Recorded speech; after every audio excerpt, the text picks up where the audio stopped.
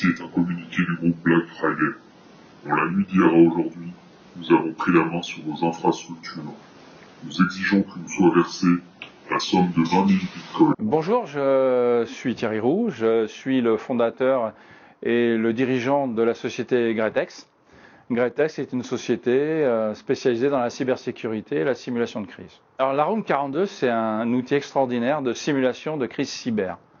C'est un outil qui vient du monde militaire, qu'on a civilianisé, comme on dit dans la profession, et c'est un outil qui permet aux équipes dirigeantes des entreprises, quelles qu'elles soient, ou des organisations, de s'entraîner à affronter une crise cyber. Et donc c'est une session qui a 3 étapes. Une première étape qui est une étape de briefing où on les met en condition. Évidemment, comme on va tester leur résilience, on va chercher à un peu les stresser ou à vérifier s'ils ont un certain nombre de réflexes liés à la survie de l'entreprise. Une deuxième étape, on va les immerger pendant 1h15, 1h30 dans une war room. Et là, on va simuler une crise et on va analyser la réaction aux stimuli qu'on va envoyer dans la salle.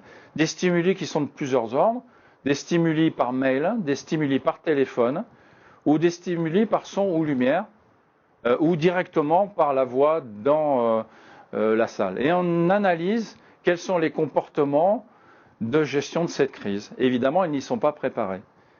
Et en fonction des réactions, on voit s'ils ont répondu aux attendus qu'on avait fixés ou s'il faut peut-être rajouter des éléments de simulation. Et la troisième étape, c'est on les fait sortir.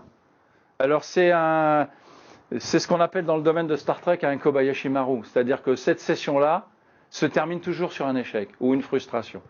Donc ils vont sortir de la salle en se disant c'est finex, ça c'est terminé, mais on n'a pas eu le temps de faire tout ce qu'on voulait faire même quand on s'est rendu compte. Et ils arrivent dans la salle de débriefing, donc de revue après action, comme on appelle dans le monde militaire, et on ne les critique pas, on ne critique jamais individuellement. On leur demande qu'est-ce qui s'est passé, qu'est-ce que vous avez compris de ce qui s'est passé. En général, ils n'ont pas une idée claire de ce qui s'est passé parce qu'il y avait trop de stress. Et donc l'objectif, c'est de leur faire prendre conscience, au bout de ça, qu'il faut travailler sa résilience et que pour faire face à une attaque cyber, il faut s'entraîner, et s'entraîner, et s'entraîner. Et c'est avec un certain nombre de fiches réflexes, d'actes, qu'on arrive à protéger une entreprise, une organisation. Alors, on est face à des biais cognitifs dans la salle.